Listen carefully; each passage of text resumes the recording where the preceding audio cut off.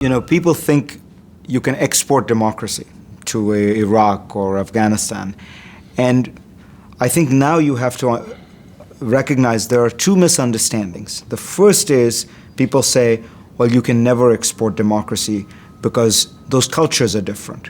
But that isn't really true. We have, in fact, seen democracy spread from the small states in the northern part of Europe to North America, to Korea, Japan, India. The second mistake is to think, oh, you can do it anywhere and any time. I think the reality is democracy can spread around the world, but it has to be a process of organic development from within these societies.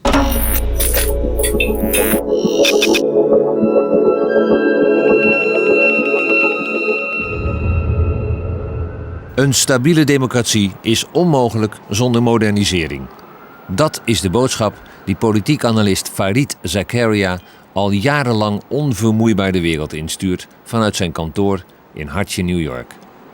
Hij werkt onder meer voor Newsweek, PBS en ABC News. En hij wordt regelmatig door wereldleiders uitgenodigd om van gedachten te wisselen. Afgelopen zomer volgde hij met argusogen de Turkse verkiezingen. Turkey is a fascinating example of how to think about this problem of democracy, Islam, and liberty. Turkey has been safeguarded as a secular republic by an unelected elite. The army, the judges, what are sometimes called the Kemalist elite, after Kemal Atatürk, the founder of Turkey. So this Kemalist elite has kept Turkey secular, forcibly. You know, for example, in Turkey, you are by law not allowed to wear the veil or a headscarf in public buildings. By law. There are many such coercive elements that force you to be secular, that force you to be liberal, that force you to respect certain rights and responsibilities. Now, Turkey has had these for decades and decades and has become a more and more mature political culture. I think at this point what's happening is in Turkey you are seeing the political voice of people who say, look, we're mature enough to handle democracy, real democracy, and we're mature enough to handle an Islamic party.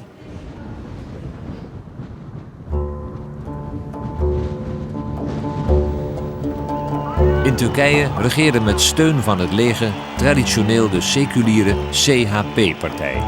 Ooit opgericht door Kemal Atatürk. Maar 5 jaar geleden begon de islamitische AK-partij aan een stormachtige opkomst. Ze won de verkiezingen van 2002 met overmacht en haar leider werd premier. Vervolgens zette de partij haar zinnen op het presidentschap. Daardoor kwam het leger samen met de stedelijke CHP lijnrecht tegenover de moslims van de AK-partij te staan, die haar machtsbasis op het platteland heeft. Wij verenigen democratie en islam, zeggen ze. Maar de secularisten vrezen de dictatuur van een islamitische meerderheid. Bizim ışığımız Ulu Önder Mustafa Kemal Atatürk'ün ışığı. Bizim bugün kökümüz Kuvayi Milliye. Ne mutlu Türkiye'ye. Ne mutlu bağımsızlık diyene. Ne mutlu ulusal egemenlik içinde yaşamaya. Sağ olun, var olun.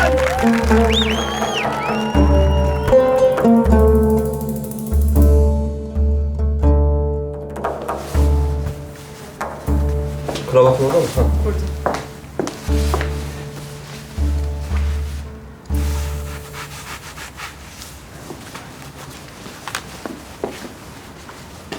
Ceketim.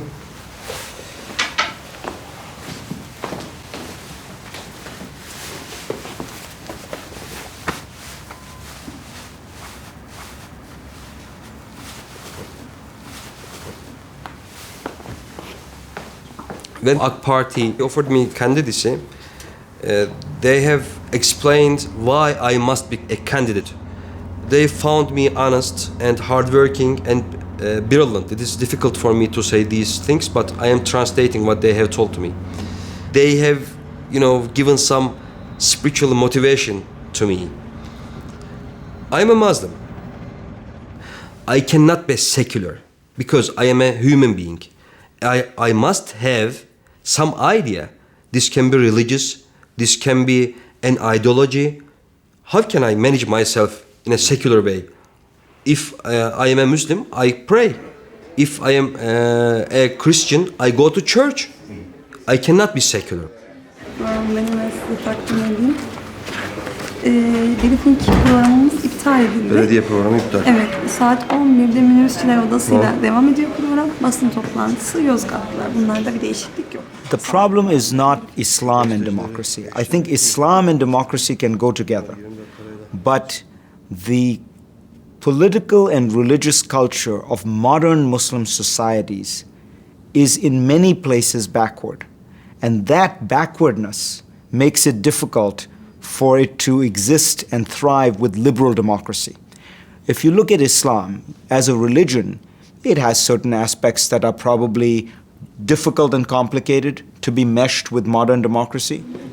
What that means, I think it's important though to understand from a philosophical point of view that the problem is not the religion, it is the social political context in which the religion exists. Because I think the danger is if you say it is the religion, first of all, how do you change the religion? You can't change it. You can change the social political context. The second thing is it becomes a very hostile relationship with the 1.2 billion Muslims in the world. If you tell them the problem is your religion, as they modernize, they will recognize that you have to separate the spheres of religion and politics. And that as you do that, you realize that there is no Islamic way to pick up the garbage, and no Islamic way to provide health care, and no Islamic way to enter into trade agreements with other countries. That there is a modern way.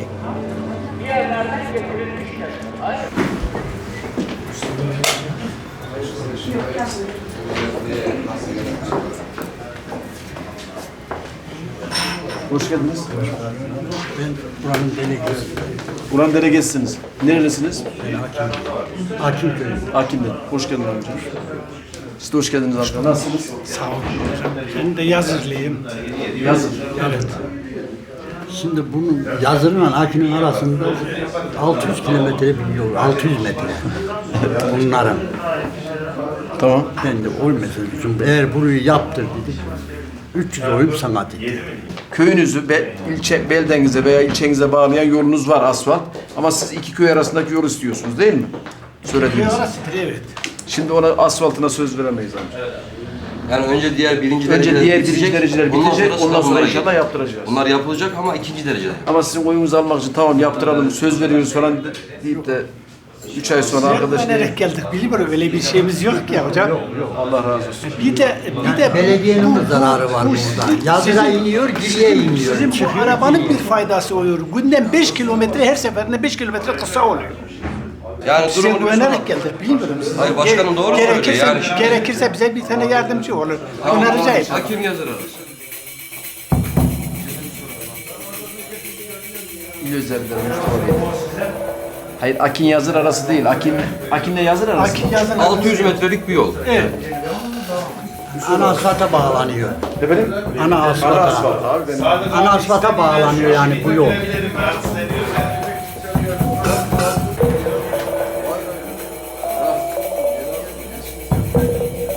Vatandaş biliyor. Tabii batıda ve Brasilya'da bizim gibi bunlar atıyor. Hadi yolunuz açık olsun. Güle güle Allah razı olsun. Yardımcı olalım. Atatürkçüyüz, gençiz, güçlüyüz, Atatürkçüyüz, gençiz, güçlüyüz, Atatürkçüyüz. Türkiye'de Atatürkçü düşünceyi topluma mal etmek, toplumun içinde yaygınlaştırmak, Atatürk ilke ve devrimlerinin Türkiye'de uygulanmasına olanak sağlamak amacıyla kurulmuş bir dernektir. 1989 yılında kuruldu. Kurucular 50 kişilik bir öncü grubu. Türkiye'de çok tanınan, entelektüel gücü çok fazla olan akademisyenlerden, fikir adamlarından oluşan 50 kişilik bir grup.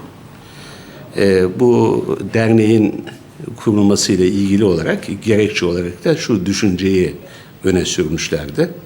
Toplumumuz giderek Atatürkçü düşünceden uzaklaşıyor.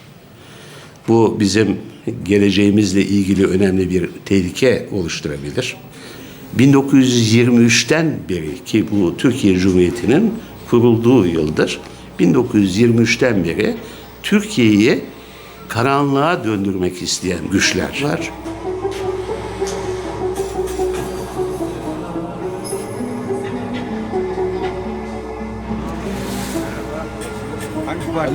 AK Parti. Tanıyoruz zaten. You know, our government, AK Party government has brought stability to Turkish economy. We owe this country. And if a man like me or like an honest people doesn't accept to be involved in politics, some bad intentioned people will fill these gaps. AK Parti milletvekiliyiz. Sadık Yafut milletvekili adayımız Murat Bey. Evet. Ne yapıyorsunuz seçimlerde? Yardımınızı bekliyoruz inşallah. İnşallah.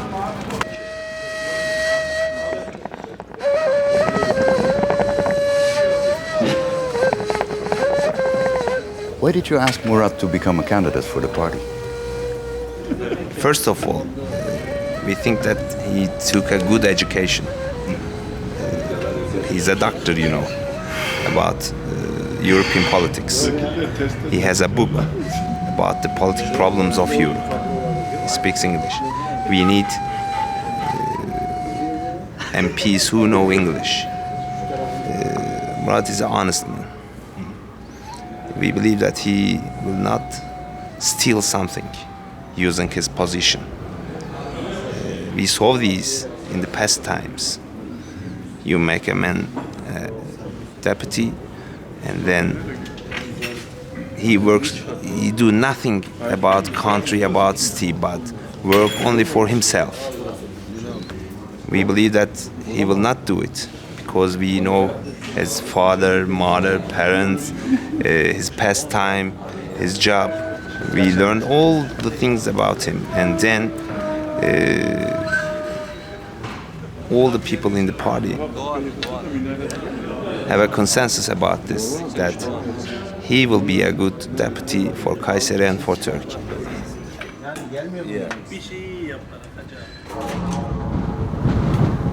If you look at Central Anatolia today, it still looks backward.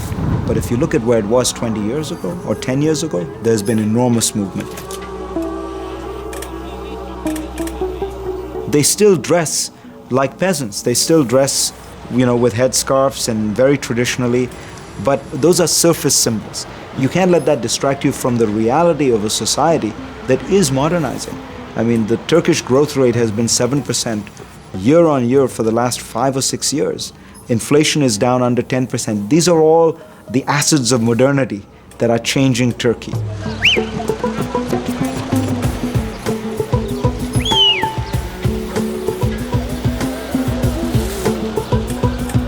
If you look at what's happening in Turkey right now, it does have some parallels to post-Franco Spain or Greece after the colonels. But remember, there were a lot of very backward parts of Spain and Greece 25 years ago. And what I'm struck by in Turkey is not the snapshot, but the moving picture.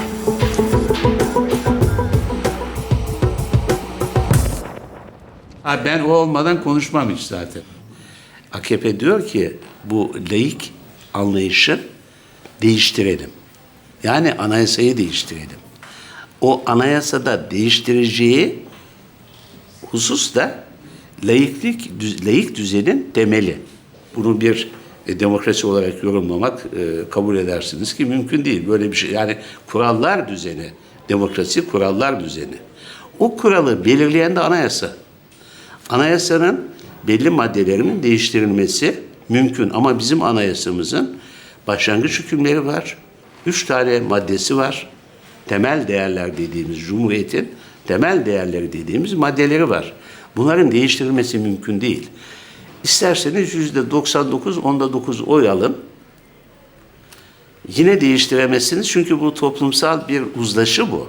What the Turkish secular elite is forgetting is that human beings need some sense of identity. and some sense of recognition. And you don't fall in love with constitutional liberalism. You fall in love with something more about identity and religion and culture. And if you allow some of this into the sphere, into the public sphere, you will strengthen the society. We are giving much importance for religion and for our heritage coming from Ottoman time, you know.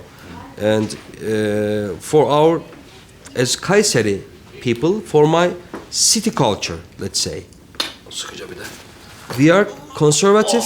Majority of AK Party background is conservative, but not Islamist. There is not Islamist party in Turkey. It is forbidden by law. AK Party, they will play within the secular and republican framework. We can call the politics of AK Party as conservative Democrats.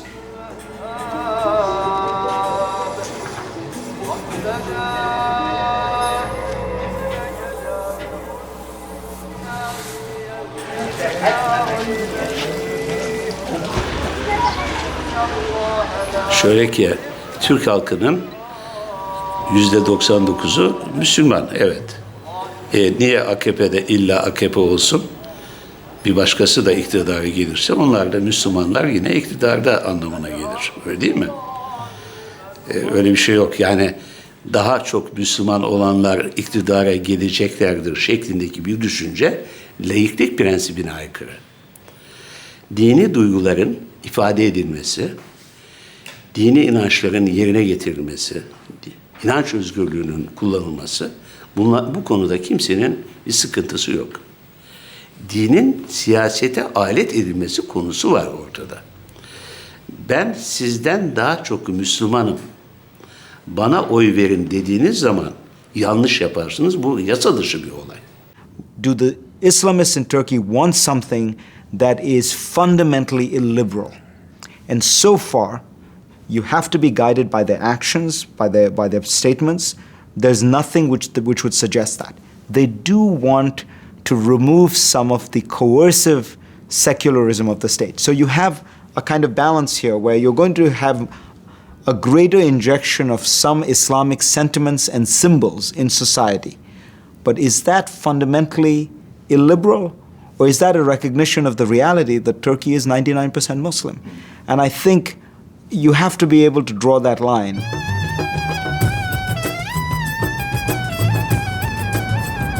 You see, this region is only factories, all of them. There was around 500 factories in this region, and during AK Party government, 250 has been added. Opposing parties are claiming that, okay, 250 factories were built up, but they are not running. They are like warehouse. They are not contributing to country economics. But you see, this is new region, and the oldest factory is 2.5 years old, and the new ones are being built up now. You can see it very easily, all. So they are all contributing to Turkish economy. They are exporting. They are employing people. So this is the result of the trust of investors to AK Party politics. Everything is going not perfect, but going well. And you see the roads, the infrastructure is okay now. The roads are like Autobahn. You see the central mosque. It was built up in Ottoman style, you know, with kubbe, with circles.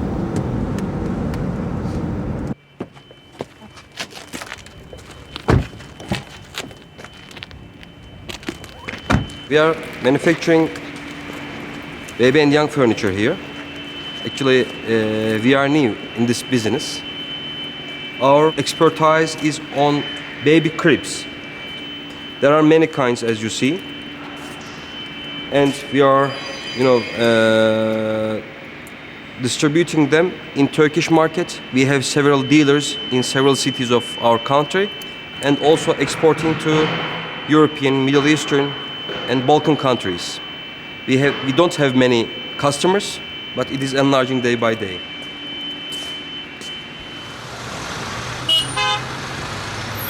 Sadece İstanbul'da 1 milyon değil herhalde. Toplam 1 milyon. Kocaeli ile İstanbul mu? İstanbul'da 1 milyon aşkın kişiye hitap ediyor. Ya Muratçım Oo. sen İstanbul'u bilmediğin ortaya çıkıyor. Olur mu ya? İstanbul değil. 1 milyon İstanbul'u Vazlıçeşme'de. 1 milyon 1 sadece cabası. İstanbul'da nüfus sadece Gazi Osman Paşa'da 1 milyon 100 bin kişi yaşıyor. Tamam. Sadece bir ilçede 1 milyon 100 bin kişi var. Hayır, 12 milyon kişi değil mi İstanbul'un nüfusu aşağı yukarı? Kadıköy köy diyelim. Sen bunu 5 milyon eder. Zaten aldığımız oyda 5 milyon ha. Ha, 5 milyon oy var. 5'te biri zaten %20'sidir değil mi? Aldığın oyun O kadar. şeysi, mitinge gel. Az %10'u da biz %5 topluyoruz her mitingde. Evet yani biz şu anda 5 milyon olup oyu garantilemişiz. Ha, bu onu gösteriyor. Evet. Hadi gidelim. Yatalım. Ha? Hadi gidelim. 5 milyonu Anadolu'dan alacağız. Sen de. What if democracy leads to the election of an Islamic fundamentalist party? What if democracy means the election of illiberal forces within societies? It has been a problem throughout democracy's history. It has been a problem in Europe when you have Karl Lueger get elected in Vienna, when you get Hitler elected in Germany, when the fascists were popular in many countries in Europe. There is no easy answer because, on the one hand, you do want to respect the public's voice and participation. But I think you have to recognize that democracy means many things, not just the public's voice. It also means liberty. It also means institutions. It means civil society. And so it is a fair question to ask of these parties, how committed are you to liberty, to civic life, to institutions, to freedom of expression? If you have a society in which fundamentally these things are well rooted and well anchored, I think it is worth taking the risk, because in those societies, the Islamists will probably have to exist within that context. But if you have a society that does not have those guards, those safeguards, then I think very easily it could end up being one man, one vote, one time. And Turkey, in a sense, is the real test case for this.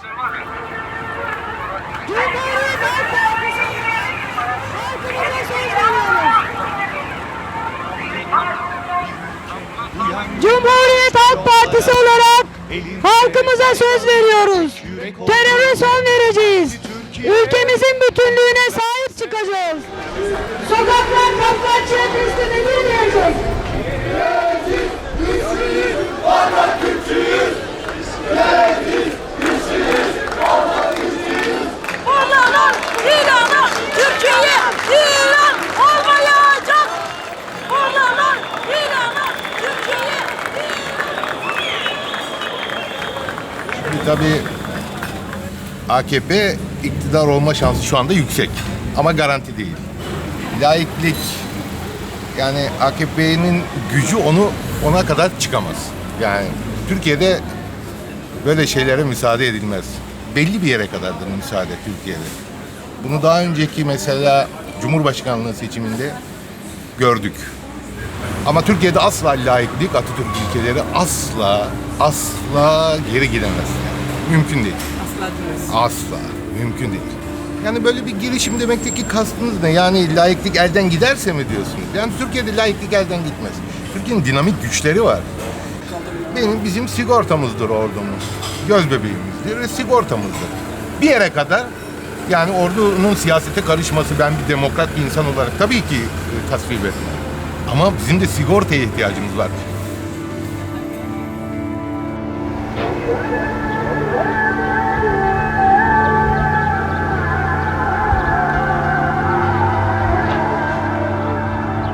Benim silahlı kuvvetlere karşı sevgim sonsuz. Ben çünkü her şeyimi oradan temin ettim. Çok küçük düzeyde bir memurun çocuğuyum ben. Her şeye ulaştım. Her türlü olanağa ulaştım. En üst rütbeye çıktım. Bakın bugün Atatürkçü Düşünce Derneği Genel Başkanlığı yapıyorum. Bütün bunlar silahlı kuvvetlerin bana verdiği bir değerin sonucu. Türk ulusunun kurtuluşunun simgesidir. Türk ulusunun mutluluğunun simgesidir Atatürk. Atatürk'ü çağ dışı diye kabul etmek, bunu da Türk ulusuna kabul ettirmek çok olanak dışı bir şey. Yani böyle bir lüzumsuz bir şeyle uğraşılıyor. İşte o meydanlardaki insanlar bunu aykırdılar. Bu ortaya çıktı ki Türk ulusu Atatürk'ünü çok seviyor. Bakın size ben bugün o miting sırasında geçen bir olayı anlatacağım. Bizim Denizli'nin bir ilçesinin şube başkanı torunuyla beraber, kız torunuyla, 7-8 yaşındaki torunuyla birlikte gelmişler. Anıtkabir'e girmek istiyorlar ama çok yoğun bir kalabalık var. Sabahın çok erken saatlerinden itibaren halk orada toplandı. Adım atacak bir hal yok. Beni telefonla aradı bu şube başkanımız. Dedim niye götürmüyorsun çocuğu? Ayıp değil mi dedim. Dedi ki genel başkanım belimde fıtık var. Bu tutturmuş beni illa Atatürk'e götür diye. Hareket edecek halim yok. Ondan sonra dedim ki bak dedim deden hakikaten rahatsızmış.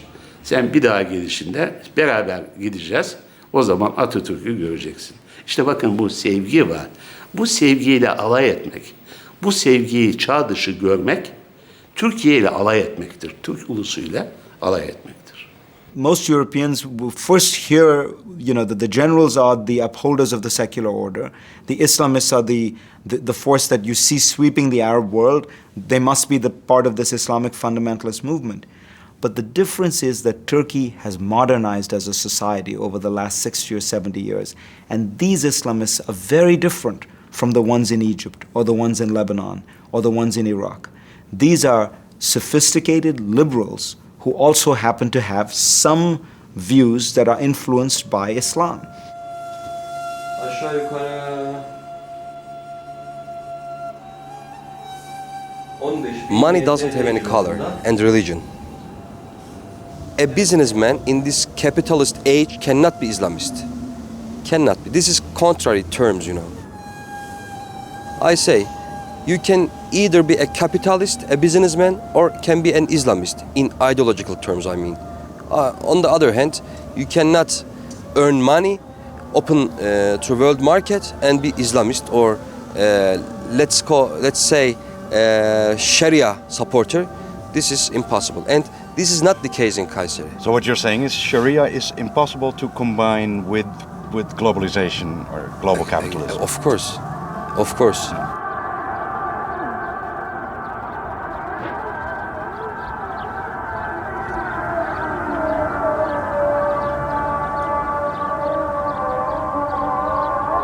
Shouldn't you be praying, by the way? Me? Yeah, no? Actually, it is beginning of noon praying, beginning, and it is going around 5 o'clock nowadays. So you can pray within this period, within these times. But if you go to mosque and pray with group, that is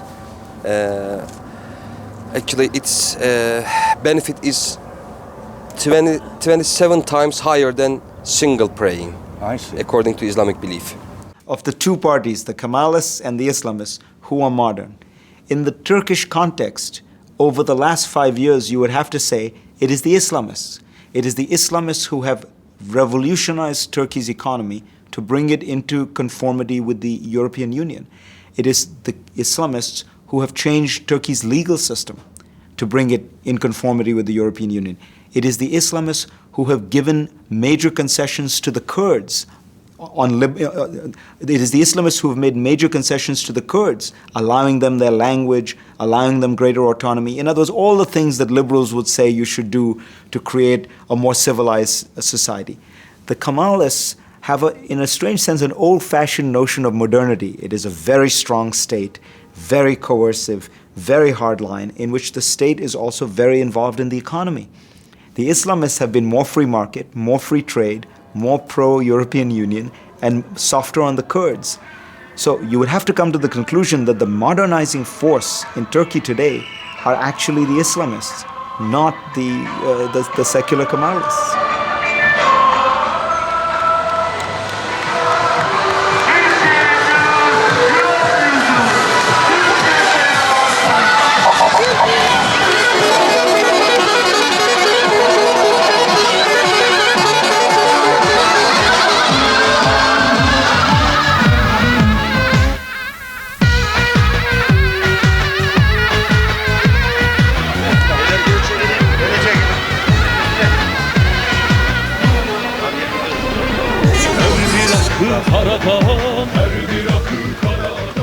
The argument some people will make is that this is a Trojan horse, that they will bring in Islamist ideas through the back door and that they are seducing you by presenting an easy front. And once they're in power, once they're truly in power, when they have the presidency, the parliament, and everything, they'll put in place their actions.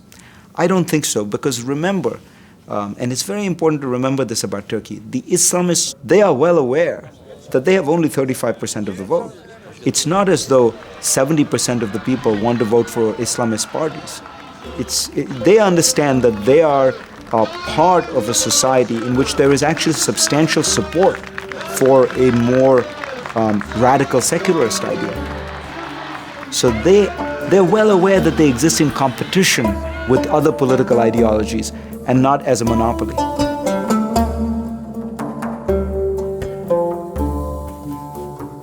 My own guess is that the army will not halt the democratic process, that they will try to express as much opposition and reservation as they can within the democratic process, and keeping in mind that they have a special role in Turkey, one that, by the way, is quite popular, that the army is a very popular part of Turkey. I spoke to Abdullah Gül, the foreign minister of Turkey, who is their presidential candidate, the AK Party's presidential candidate. And Gül was at pains to say to me how proud he was of the army and how important the army was in Turkish society, because even he understands there is no gain, even for an Islamist politician, to run against the army. The army is popular in Turkey. But they will be very watchful of what Gül, if it is indeed he who becomes the president, does as president. The president can appoint judges, he can appoint people as president of universities, he can do things with the civil service. And if Gül tries to pack the entire system with Islamists and really fundamentalist types Islamists, I think then not only would the army react, but I think Turkish society would react, because that would be over-interpreting the mandate that the AK Party has.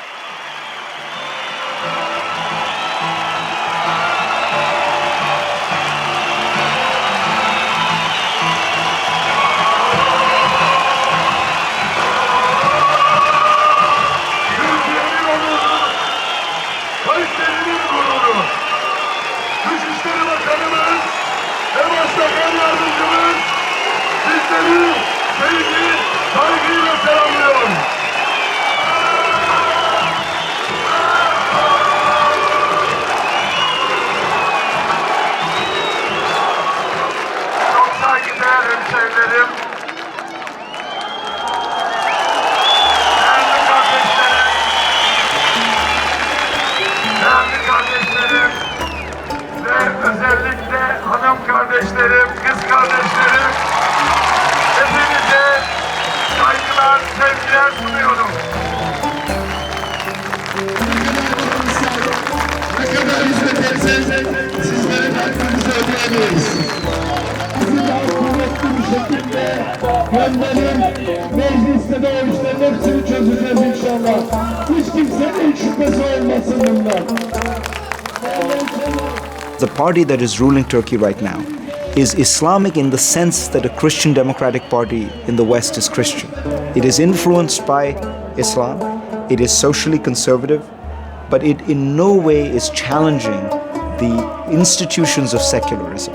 The changes that this party wants to make, as far as I can tell, are very much at the level of the surface. They are not deeply rooted in changing the fundamental secular structure of the state. So there I think Turkey is a country that has matured and institutionalized under an authoritarian framework. It gained its liberalism under an authoritarian framework. But now it may be time to allow it to experiment with full participatory democracy. Well, we made it very clear. We are conservative Democrat Party. Definitely Turkey is a Muslim country, so it's a built-in factor for us that we reflect some values from the religion. But this doesn't mean that we are politically religious party. We are against that. It's not good. It's not correct. We are against that. But we are very much vigilant about the liberties, individual choices, and religious freedom, whatever the religion. It's Muslim, Islam, or Christianity, or Jews. It's up to the people. But we very much concerned about the religious freedom. That's all. But definitely we are not a religious party because it's not good. It's not good for the religion. It's not good for the country. And it's also not good for the people. To set up democracy in Turkey and of course some concepts related to democracy like freedom of speech, freedom of thinking, expression. Freedom of religion. Freedom of religion even. We must follow the experiences of the most democratic countries. And, AK Party, they have done the best effort to catch up this European Union train. I asked a politician of the AK Party many years ago, why are you so committed to Europe? This was before they were in power. And I was trying to understand, is this phony? Is this all rhetoric? Or will they really, when they're in office, make a bid to bring Turkey into the European Union? And he said to me something which I think was very interesting. He said, look, fundamentally, we think our rights will be protected better by European judges than by Turkish generals. In other words, he saw the European Union and its structures as protecting the freedom of religion, the freedom of association, the freedom of press, which are all things that they want. The Islamists have seen the European Union as a place that would help them create a more open public space. And they want not a domination of the public space, but an open public space where Islamic ideas can compete with other ideas. I think that is the essence of a healthy liberal democratic order.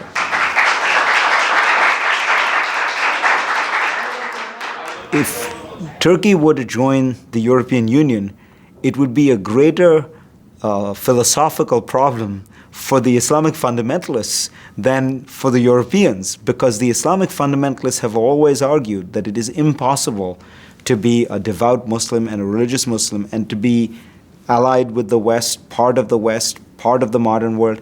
This would be the most powerful symbol of the alliance between modernity and Islam, of democracy and Islam, of liberalism and Islam. And it would be working, it would be succeeding. Can you imagine that people in Europe are afraid for such a large country where 99% of the people are Muslim to enter Europe?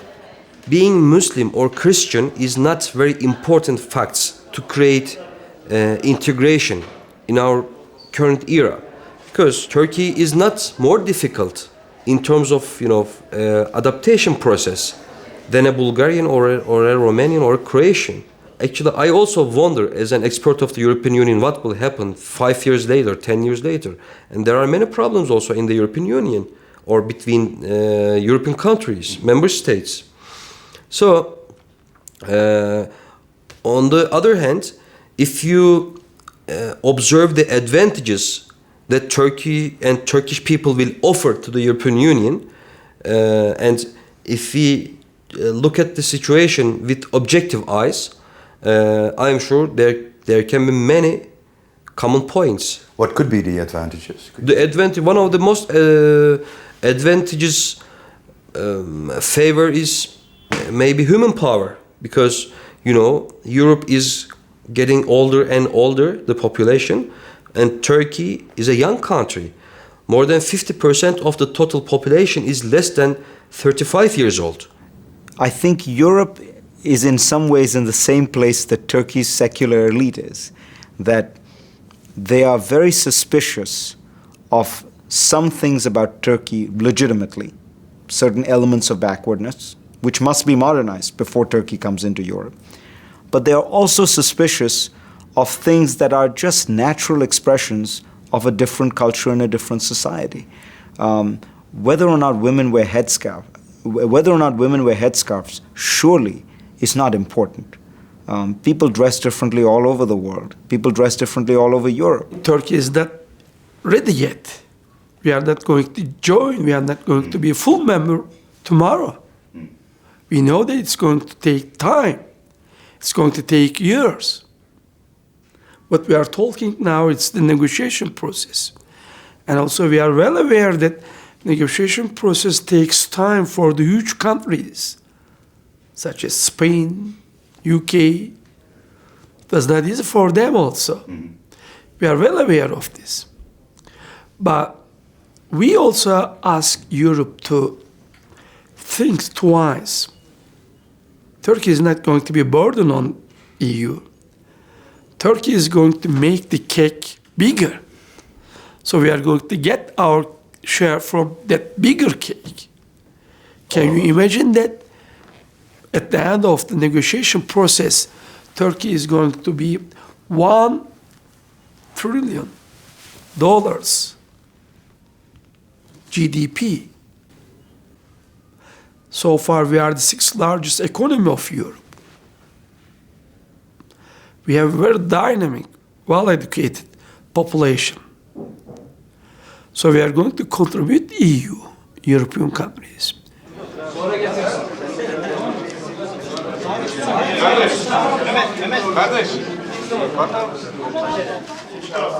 Since 1960, all the parties, all the governments, they aim to join EU. But it's the only AK party that we achieved this target because we have done our homework. We have to fulfill Copenhagen political criteria. Without doing this, how can you knock the door? It's a huge project. It's transformation of Turkey. We are upgrading Turkish standards, democratic standards, economic standards. So that is the reason we joined that. You should not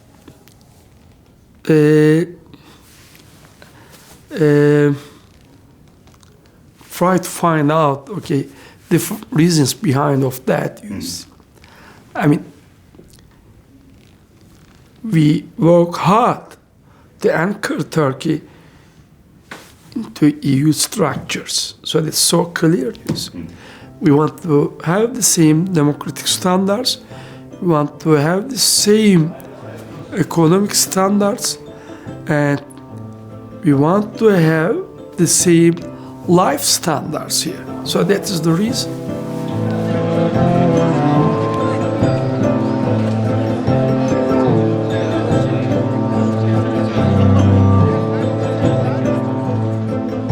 Ben bugünkü uygulanan politikaların Türkiye'nin çıkarına olmadığı kanaatini taşıyorum.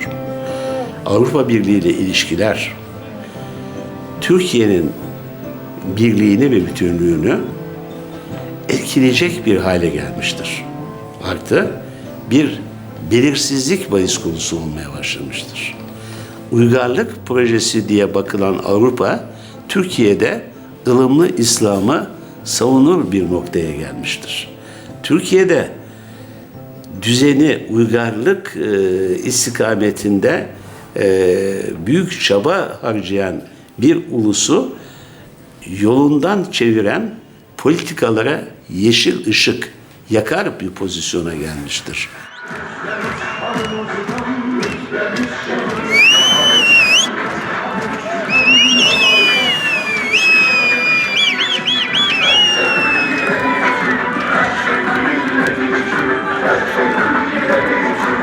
If your fear is about Islam, you've already got it. You already have millions of Muslims within your borders. And so the question of how to modernize them becomes the crucial one. And in that context, it would seem to me you would want to have as much association as possible with the one modernizing Muslim society. You know, we're not talking about linking up with Saudi Arabia here. If Europe is worried about Islam, it would seem to me the answer is not to turn your back on the one modern Muslim country in the world.